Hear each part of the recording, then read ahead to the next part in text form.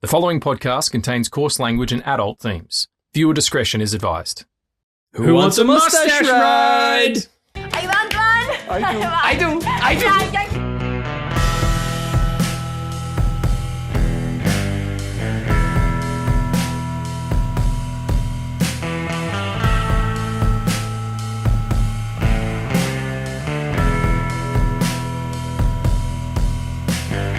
Picture this, Regan. Picture it in your mind brain, if you will. We're traveling back to the year 2001. A Beautiful Mind wins Best Picture as Russell Crowe continues to dominate the early noughties. The Lord of the Rings changes the public perception of high fantasy. Apple releases the iPod, putting 1,000 songs in your pocket. Changes the world forever. Shrek arrives, reminding us that only shooting stars break the mold. The original Xbox launches, introducing Halo to the world. And somewhere, Regan, somewhere out there, 5 Vermont State Troopers are getting together to bro down, chug maple syrup, and making a movie that's just full of shenanigans. How are you, mate? I'm good. I love your roundups. They're so exquisitely crafted, sir.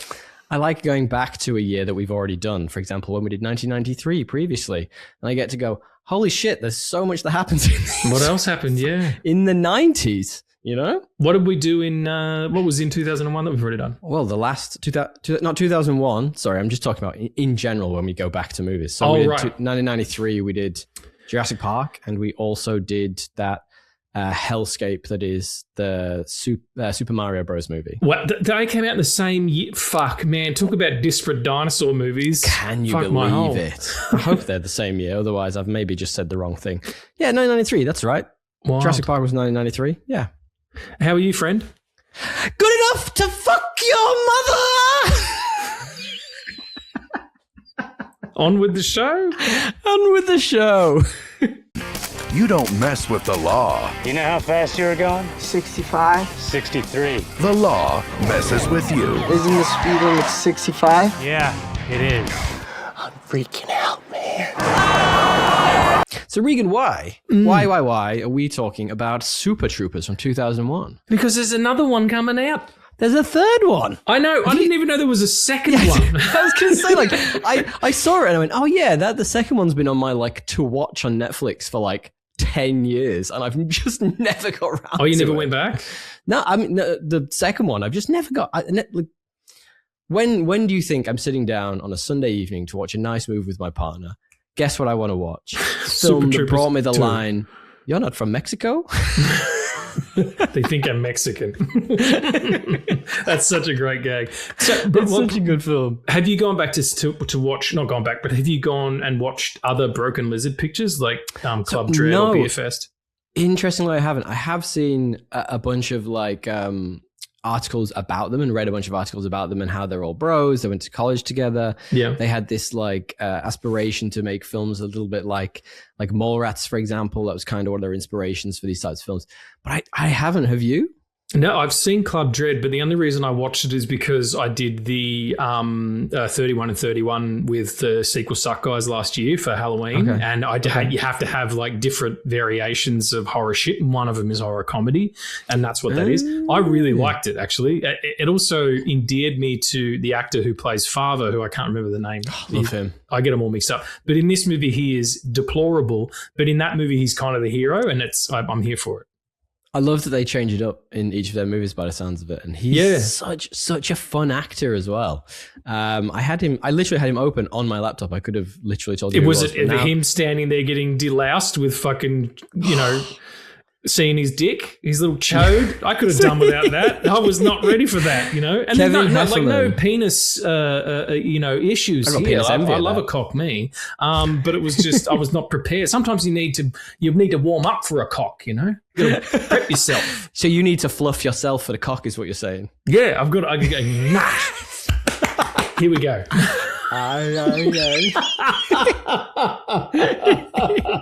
Let's work that jar Tommy out. just looked like when Jaws comes out of the water for the first time. That's amazing. Here's a question for you. Jaws. This was a fascinating time in films in general, but a perfect time for like a 5 to 6 year spread of like just bro down comedy movies. this sort of era. And like, here's a few for you. I want to know what was your favorite, but there's just a few. I was flicking through IMDb and I picked out a couple that I thought were just fantastic. And sort of in that general vein, there's obviously this Half Baked, which I'd completely forgotten about. It's fucking great. American Pie, amazing film. Basketball, like yeah. what? Like Euro Trip? I totally not thought about Euro Trip for at least like 10 years. Harold and Kumar, like what's your favorite of those fabulous films? Oh, it's got to be Half Baked. It's Chappelle, you know, like, I mean, I know that movie didn't turn out the way he wanted it to, but he's like, he made a fucking weed movie for kids, but I think it's so good. I think it's hysterical, yeah. Oh, fantastic. One I didn't put in there that doesn't quite fit that mold, but has obviously Dave Chappelle, is Robin Hood Men in Tights, which I still think is a bit of a bro down movie. We will be coming back to that picture because it is, controversial opinion, it's superior to Spaceballs. Ooh, as a man who hasn't seen Spaceballs, I agree with you 100%. Well, the sequel comes out next year, so we'll circle back, everybody. We absolutely have to. Yeah, I'm down for that. But like, speaking about this era of movies, it's an interesting time because it also, there is a genre of music which is sort of pop punk-ish that just really drags me back to it. And you hear it and you don't, like, I don't know half of the songs. In fact, probably they're all on Tony Hawk's Pro Skater 2 soundtrack. But they just drag me back to zero. And I just go like, holy shit, like this is American Pie. This is Road Trip, the other one. You know, like this is Super Troopers. And there's something about that genre which is just really like nostalgic to me. Yeah, I watched American Pie 2 like fairly recently for another show, and yeah, those tracks are just like all of a sudden it's fucking 1998, and I'm at a year 11 party drinking homemade Sambuca and wondering why I don't feel all right because. It was bad. Wondering that's now not why even you've a joke. lost a few brain cells. That's the least of it. Like, I can't even tell you. It was. I might as well have drank actual slugs, and it would have been better for me. It was a rough fucking night, everybody. And the following day, Jesus Christ, I bet you'd never had a real hangover until that point. I was. It was definitely the worst one up to that point, definitely. But it was, at the end of. Batman Returns when the Penguin's dying and all the black shit's coming out of his mouth. That was me at about 4 a.m. Rough times. Oh my God, that is the worst mental image to give anyone. Thank you. But the perfect Thank you so kind much. of thing for this film because it is, there's grossed out elements to it for sure. Were you chugging it like it was maple syrup? It was out of it. I was actually, and it was in a Gatorade bottle. Like, what the fuck are we talking about? Just have a beer, you shitty. Gatorade. Yeah. There's a movie we're coming back to at some point. We are 100% doing The Waterboy. The thing I find interesting about doing comedies is I find them quite hard to make fun of, and I know that's a stupid thing to say, but like, there's so much in this that I think is sort of make fun of a bull, but it's making fun of itself so much that you don't even have to. It's also like this in particular. Because it's doing something like it's kind of in the same vein as a police academy or something, but it's also it's hyper reality. Like, tell me, fucking, Vermont roads are like highway police pull over 2 German tourists in a Porsche and end up nearly fucking one on the hood of a car. And then once a mustache ride. Yeah, exactly. I do. The perfect gag, though, for me in this whole picture is, well, there's two. There's one I'll say at the end because it's my favorite joke in the whole film, but this is the other one, is where that all happens. He's feeling that woman up, kissing it and all that kind of stuff, and it hard cuts to them back in the patrol car. Climb up on Uncle Rabbit's lap, Arlo, okay? I don't think that's such a good idea, Thorne. Because he's got a fucking raging hard on. He's got an erection. Yeah, like that's really, it's beautiful and silly, and even the very start of it where you think the movie starts and it's the great road shot, yes. and it's you think it's going to be these kids, you think they're going to be the stars, and then they do these pranks. You boys like Mexico. that whole scene. So like. Did you own this on VHS or DVD then? No, I didn't actually see it until I was probably, I would have been 24 or 25. Oh, wow, really? Yeah, Okay. I'd never seen it. And Dan, my business partner who runs our company on the peninsula or runs a studio down there, he showed it to me. And we got a little bit of the Tibet and had a good old time. And it was one of those films that we still occasionally he'll walk into the sound booth or whatever after I've been setting up lights and he'll go, stinks like sex in here. Like, Did you have Tibet or did you have Johnny Chimpo? What? Sorry? Did you have Tibet or did you have Johnny Chimpo? I had both. It was a fucking good night. Those are shrooms, dude. You're gonna have to pay me $130. Yeah. So like this is really interesting for me because I was the perfect age range for this when this came out. So I was sort of between 15 and 18, somewhere in that region. Yeah, right on the money. And this was like peak pirate era. So like I had a buddy, we might as well call him Long John Silver because he pirated fucking everything. Like literally, I would go to his house and I'd be like, what can I take home this time? Because you like literally, one of my best mates, I would just buy like a HDMI thumb drive. Yep. And every time I go around his house, he'd have a whole bunch of new shit to take. Yeah. But this was one that like it was like classic age. We'd go out drinking, we'd do silly things. We was probably college age. So it's probably between 16 and 18. UK college, which is the 2 years after high school, which gets you into university. And I remember he was like, nah, we're going to watch this one. Because I think he'd either seen it or his cousin had told him about it. And we sat and went out and got really drunk and came back and watched it. And I just remember howling with laughter. And like just some of the jokes, there's so many quotable lines in this. And, you know, like it felt relatable. Like you say, it's hyper reality. It's like, we were doing that stupid shit in that moment. We were necking stupid things and it's all that dumb shit. And it's so good. I actually had this on DVD. I still might back in the UK somewhere have this. I've definitely got a DVD kicking around over here. But it's on Disney Plus, everybody. So enjoy that with the kid. You can watch Moana 2 and then fucking Super Troopers because it'll line up for you if your algorithm's right. That must be because they bought Fox. This is a 20th Century Fox film, right? Yeah. It must be true. Yeah, okay. That makes sense because it's now part of the back catalogue. Yeah. So they got Alien and this. Which means that father is a Disney princess. Ooh, that's interesting. In the acquisition, did that mean they've made the third one? Like, is that produced by Disney? Who knows? They must have. Unless it was crowdfunded, because I think the second one was crowdfunded. A whole lot of people sitting around who just don't buy weed for a week and give it to the movie instead. Have my $100, Yeah, exactly. Can I just ask, do you currently have a lozenge in? I do. Why? Why?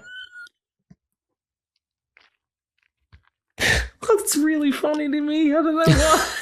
Just you're sitting up and you're talking about the clinkety clink clink clink like you're a fucking old person with a boiled sweet. It's not loud or anything, but I'm just noticing it, and it's I got to ask you if you were having a lozenge, and that's funny to me. I can't even do it. Did you listen to the most recent episode of No Country? Yeah, it was really good. I love Super Troopers. Tommy had a lozenge in the whole time. Didn't he? Fucking buttermento. It's either that or I can't breathe. You can decide. I can either like the whole episode, or I can do this occasionally. Poor Tommy just needs a goddamn buttermenthol or have sleep apnea on the show. Yeah, literally, okay. All right. So let's talk a bit of review rewind, shall we, Regain? Yep, sorry. Wait. It's just really good to me. Okay, let's talk about it. Let's do it again. You good? What flavor is it? It's literally just like, it's a Vicks Vapo drop. Oh, okay. So I can breathe. Delicious. Yeah. And nutritious. Sorry, let's talk about the film. The snozberries taste like snozberries. Let's do a bit of rewind review, Regain. Talk to me about this film when you were growing up. Like, what is your nostalgia for this film? It's just those, like, again, a connection thing with my friend, you know, because we hadn't known each other that long. We'd only just started working together, and he showed me this, and the very first, because I hadn't seen The Office or anything, he showed me the very first Ricky Gervais stand-up comedy show, Animals. Not Animals. Yeah, Animals was great. And it the one where the guy draws David pictures of style thing. We were literally saying that back into, she don't know him. She is fucking disgusting. We were saying that back and forth to each other in text chain today. So yeah, for me, it's really the nostalgia of sharing this with my pal and like both laughing at the exact same moments, like enhance. Enhance. Enhance. Enhance. Just print the damn thing. It's those beats of comedy that I remember when my so shit well. turns purple. I fucking love Brian Cox of this. We're going to talk about him.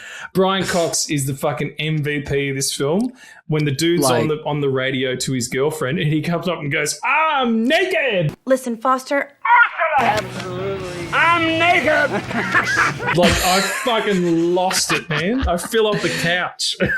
He's playing this so straight in this film. And like, I mean, like, fuck, like I was going to wait to talk about him, but I absolutely love him in this. Like Brian Cox, he was old in 2001. Fuck, he must be like a corpse right now. Like how he did all of everything else he's done, Succession, the movies he's done, like, man is like ancient, but he's such a good like counterpoint to the rest of them because they're all obviously like goofing around and he's just the one who's like, he's a super serious one. And I remember watching it, the bit where he was like, "Give me that goddamn soap."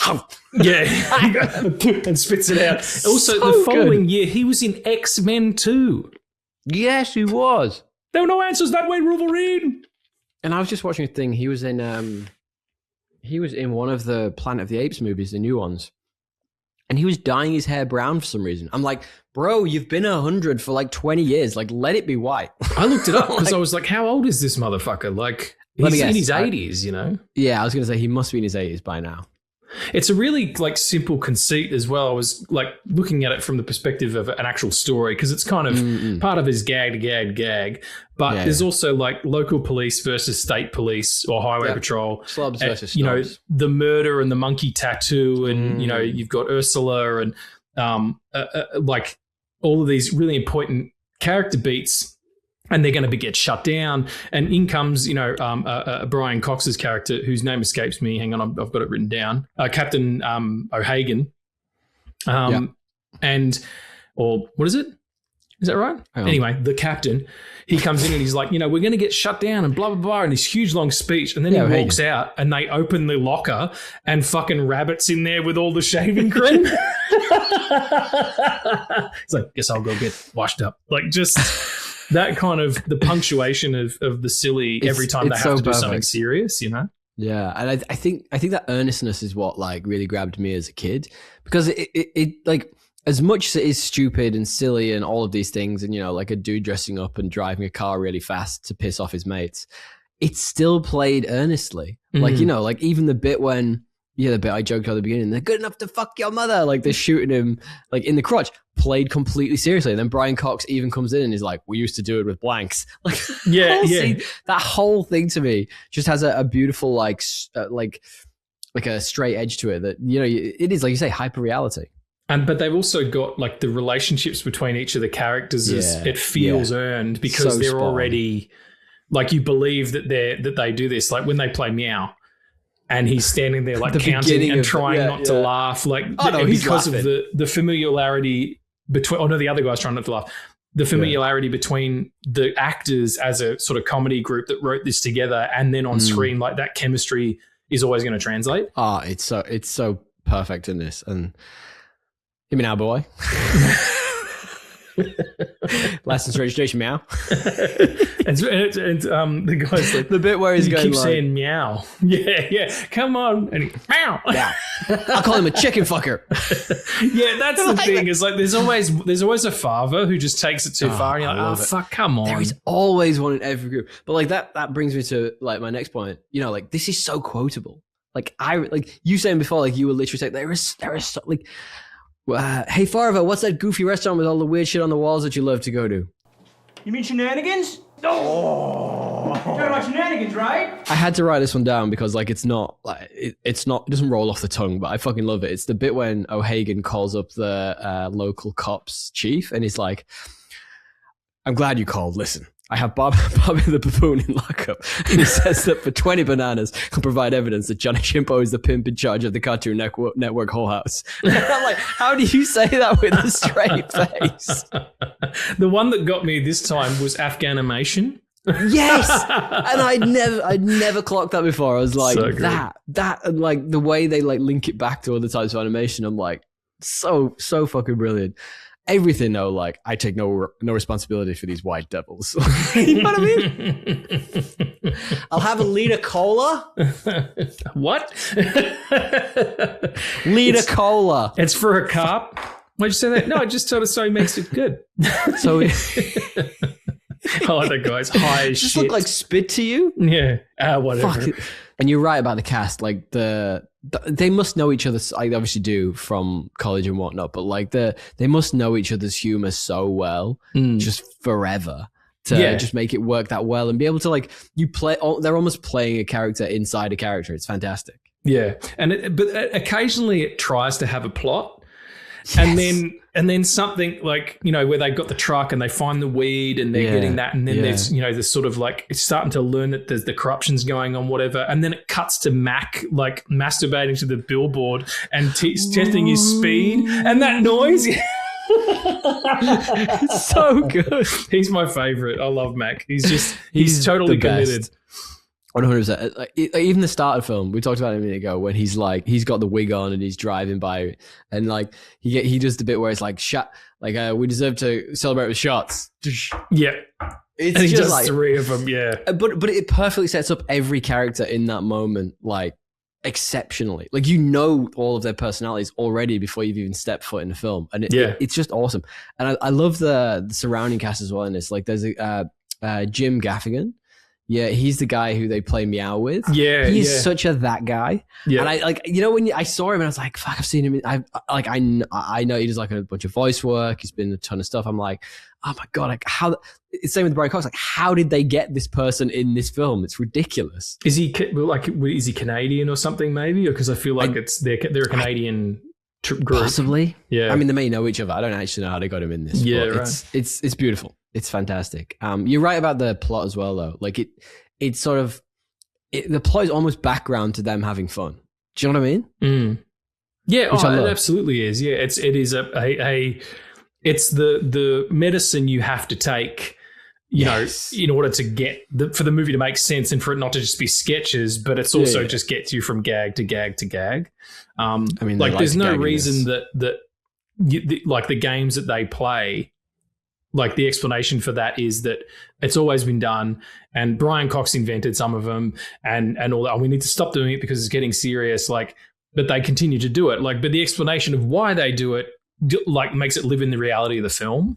Yeah, it's beautiful, and I love like Rabbit as a character. Just like he's like the POV character. He's you. He's the person that you're seeing in through the eyes of. Yeah. So, what then is your favorite scene in this film? What's your most memorable film scene? The most memorable film scene. Well, I mean, ever. In terms of like an arc, I just like the fact that it's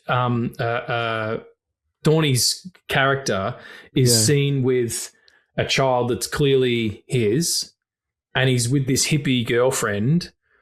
And they're like, but you're in an open relationship, and he's like, it's complicated, whatever the fuck. And then they get these, you know, the Germans, and he's like, on any other day, I would teach you how to swing like a boss. And we're like, hang on, okay, wait a minute. And then the scene where it cuts to them, he's walking into the bedroom holding a bunch of bananas.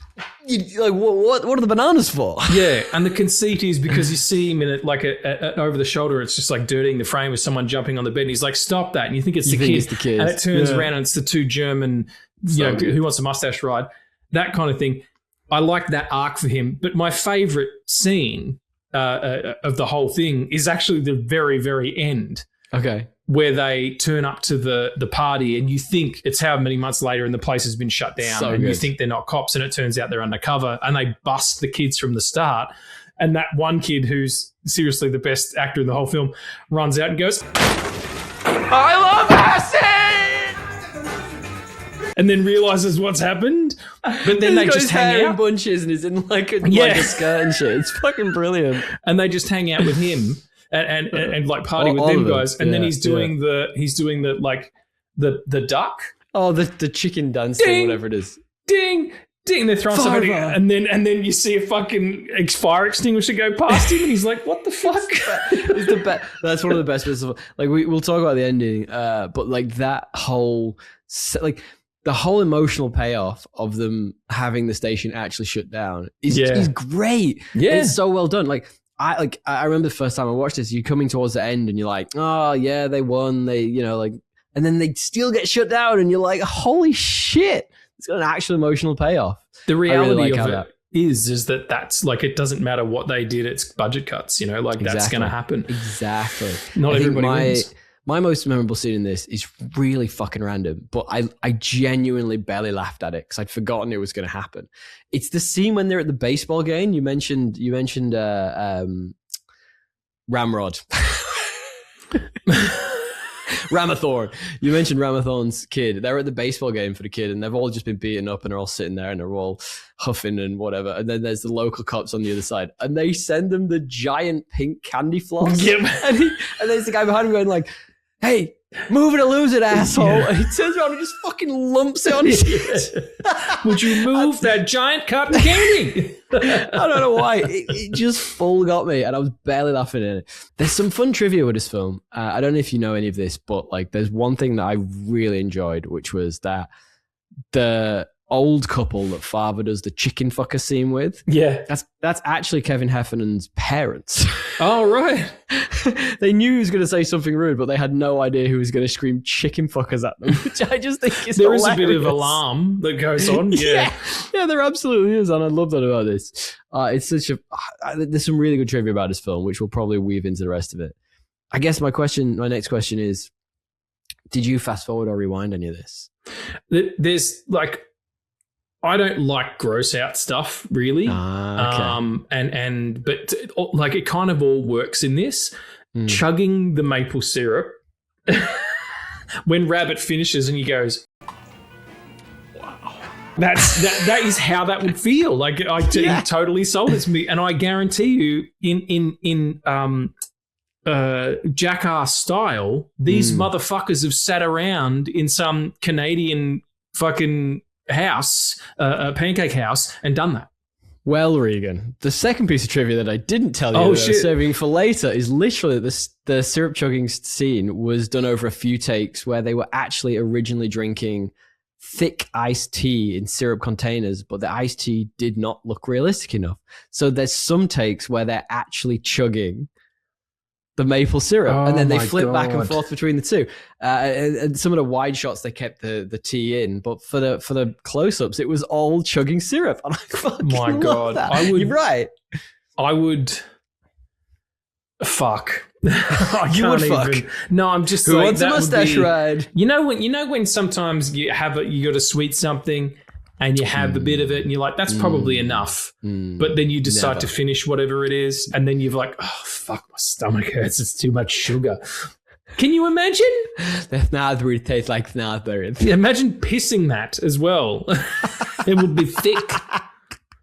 I do appreciate as well how they're able to get out, like we were saying before, like the plot is, wafer thin, but they do manage to get it out. Like, they're literally working on the plan of how to bust the drug dealers or the drug distributors while shooting Mac in the dick.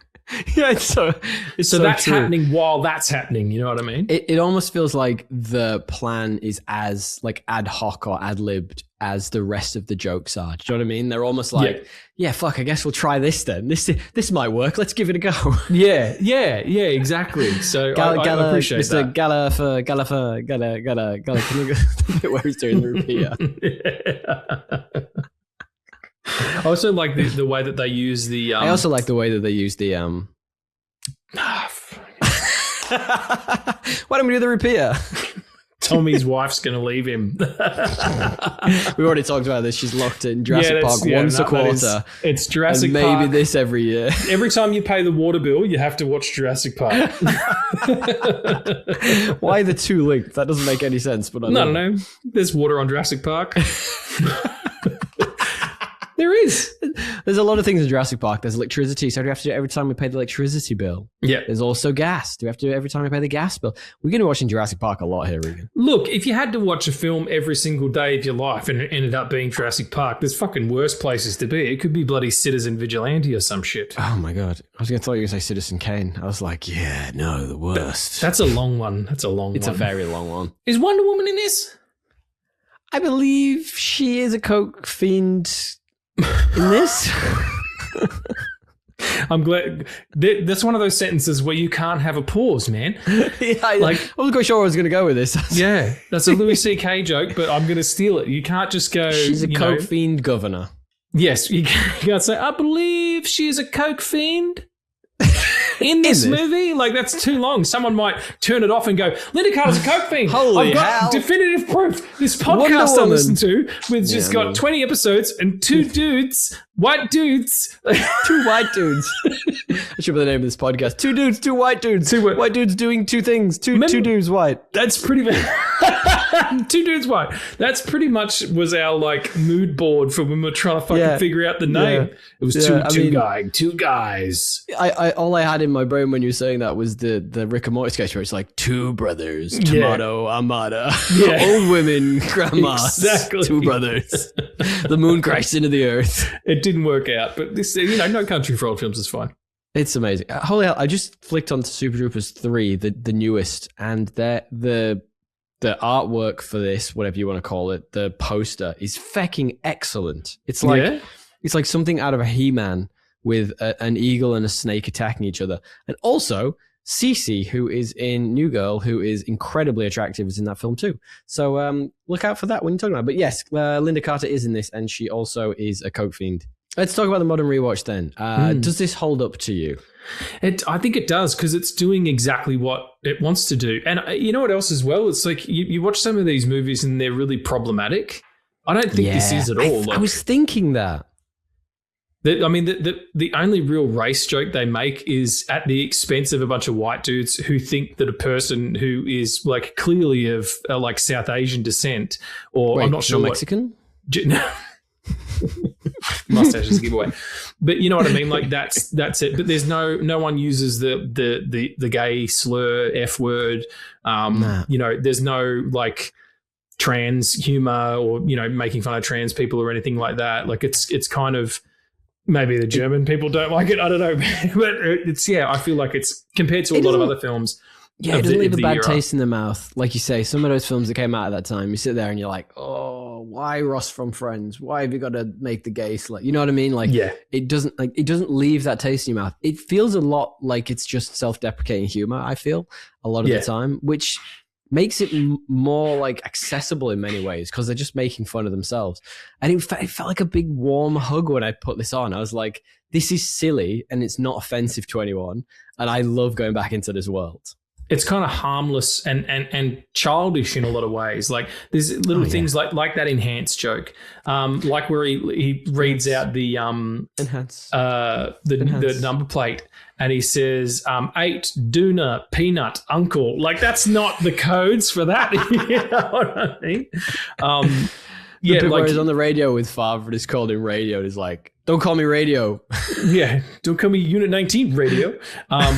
It's so good. Like there is that kind of sweetness to the friendships as well. And like when Favre turns on them and they're all like, fuck you, man. Like, and they're just like, they're not doing anything, but they're just like crowding him out the door. Just like, But before he turns, he does say, I'm all highway, which is good. You know, getting high and watching cartoons with the German dude. So good. I'm going to pistol whip the next guy that says shenanigans is great. Foster and Ursula as bikers. Oh, so good. And he turns up as a cyclist. As a cyclist. He's like, oh, clearly I misread that. Their relationship is fantastic in this. I love how that sort of evolves. It's like, it's super cute. It's super silly. They're meet cute, which is a term I fucking hate, but it's a tropey kind of thing they do, particularly in comedies. When she goes up after they've had the fight with the rest of the actual the state police, and he's like, she'd slugged him or whatever. He goes, you want to hit me? And he's like, oh, okay, I'll give it a go. And she closes her eyes and a fucking baseball hits her. So she thinks he punched. But then she forgives him almost immediately without him explaining either. Like, that's pretty cute. There were definite misogynist undertones in films of this time. And there were some problematic things. I don't know why. This just managed to avoid all that. And it made me feel really happy. And there was one thing that stood out to me that made me feel incredibly like I was back in 2001, which is at the very end when Succession Man was wearing his Canadian tuxedo. And then one of them even says those words. And I was literally like, denim. Triple fucking denim. Yep. I was like, who can get away with that? Yep. It's Brian Cox. Brian Cox could wear my skin as a fucking gym suit and get away with it. Good looking man. Especially in Succession when he's just banging all the younger women and you're like we did that. Yeah, he's got it figured out career-wise. He's done all right for himself, hasn't he? But also, like, she has agency in the story as well as some of the comedy, and you know, it's not like she's it's kind of like the Alison Hannigan character in American Pie. Like, everyone thinks she's this one way, and then she ends up being this fucking dominatrix kind of situation, baby. Like just to flip the dynamic. And then that comes back actually quite nicely in the sequel, where he's like, I called you a bunch of times and you never called me back. And she's like, whatever, we fucked. Like, that's what guys do. Like, you know, so there is that kind of, the breaking down of the male id and the male ego. And they do that really well in this because they're all just fucking children. 100%. That's literally how this is. And I really like the scene that expresses it perfectly was when they have the big fight that you were just talking about.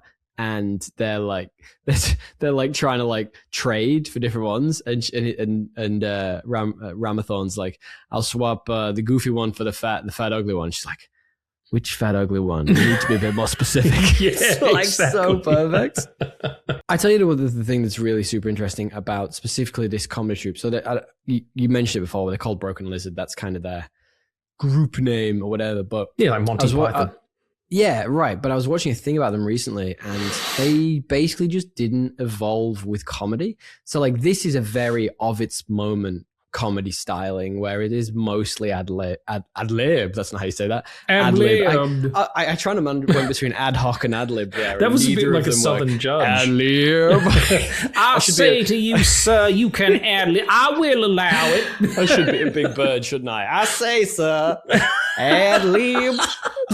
Come on, get some of my chicken. Okay.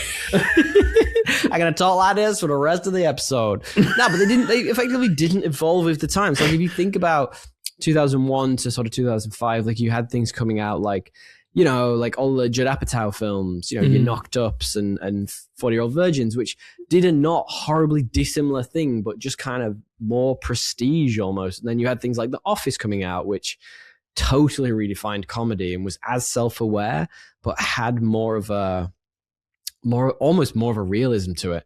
And these guys just didn't evolve with that. And I found that super interesting. So like if you watch their follow-up films, it's this just with a different setting and the characters are slightly different, which is fine. But it felt like comedy had almost moved on from that. It felt like they kind of had to evolve a bit and they just didn't. I mean, there's a cyclical nature to all of this stuff, and it's why things get, you know, they're literally doing repeat the third time, you know, in this new thing, and it's because the people who grew up with it are now showing it to their kids, or you know what I mean. Like, so there's always value in that, but you do need to kind of.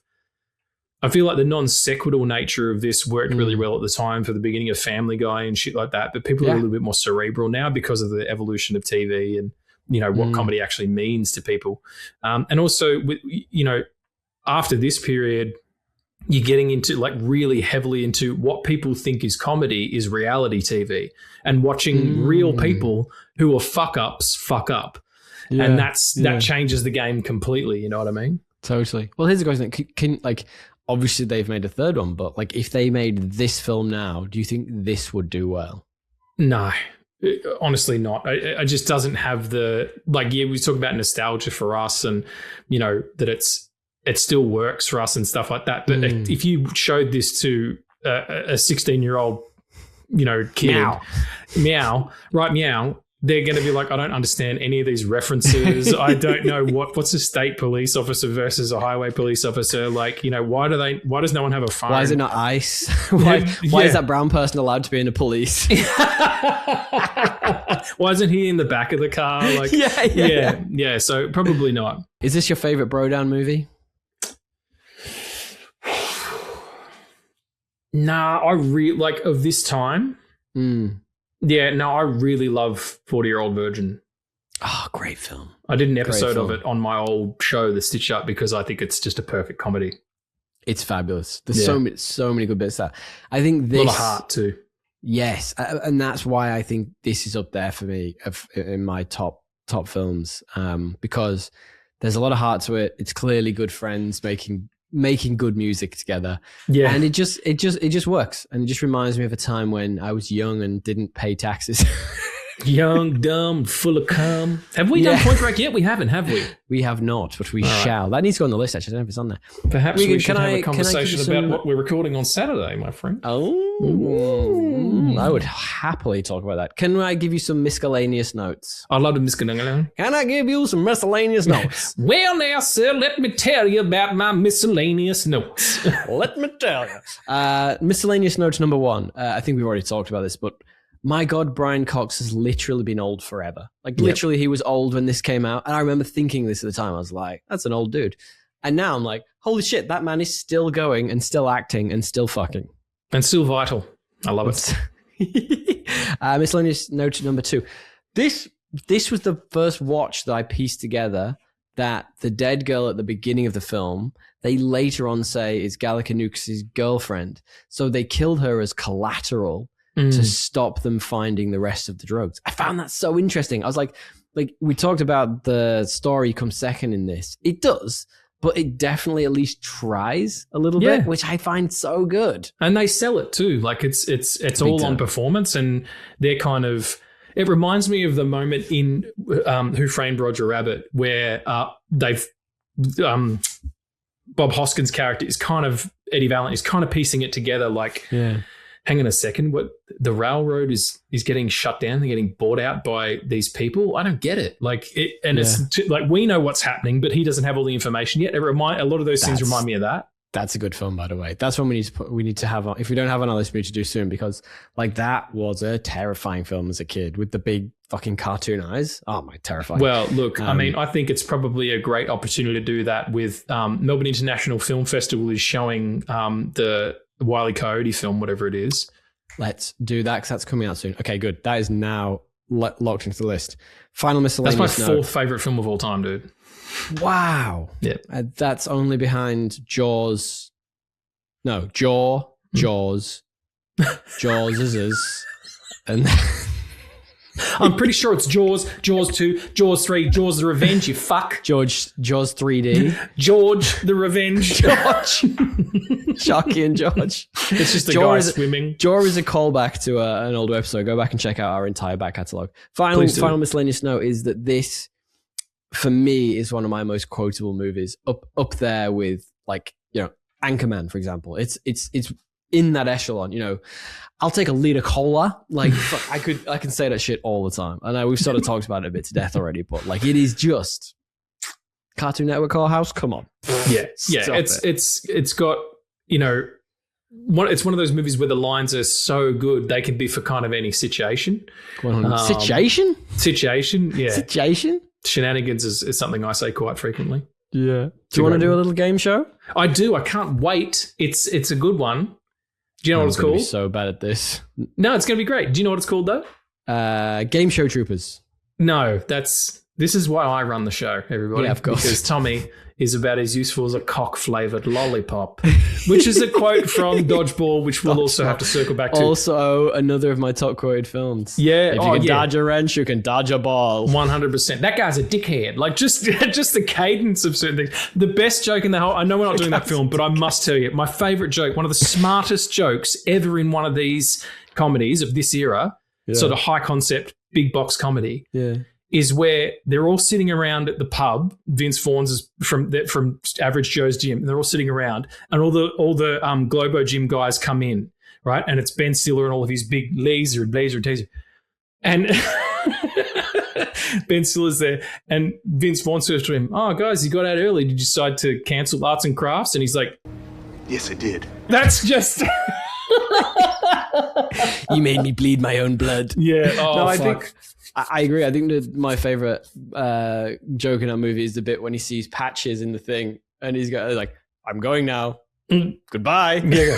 See you later. Yeah. I'm leaving." Feel the dream style. Go on, Red hit me Pirate with the, Steve, be in no man's debt. I'll make a bargain with you, true in the North Star. Alan Tudyk, man.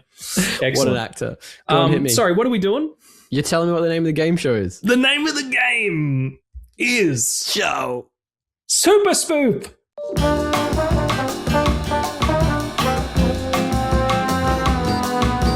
Okay, so Super Spoof is where you shoot it all the way across the room. Okay, wait.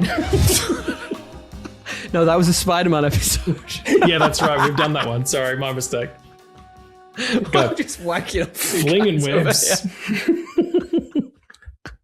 Can you imagine how different it would be if Spider-Man as a character, instead of doing this, started just going whenever he wanted to shoot a web? Have you seen the new one? I know, it's organic too. It's going like this. I know. And he's like, bleh. Of course he would. Okay. You should taste it, right? Do you want to play the game? Why would you? I'm cutting that out. You're fucked. No, I'm going to leave it in because you're fucked. Okay. Oh, mercy. Poor Tommy with his lozenge. To playing the game. Yes. This is a game. This is a game that's specifically about comedy movies featuring police officers. Okay. Okay. Yeah? Good. So, question 1 is, this film was written by the comedy troupe Fuck My Hole. Here we go. Question number 1. I'm going to leave that in because everybody knows I'm transparent as shit, everybody. That's I'm like a nice silk like a scarf. knife. What are you? Fuck, I'm just kind of... He's having a strunk, everybody. I'm a ninja. All right. I'm a member of the Foot Clan. Question number 1.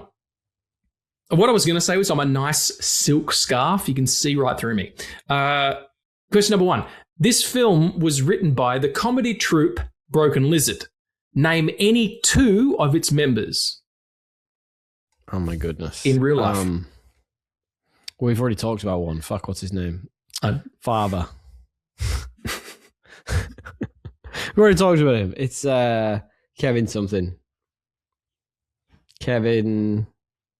I would say Heffernan, but it's not. It's like Heffernan. Heffernan? Yep, that's one. So the other one I should know is Mac because he's got like a really normal name.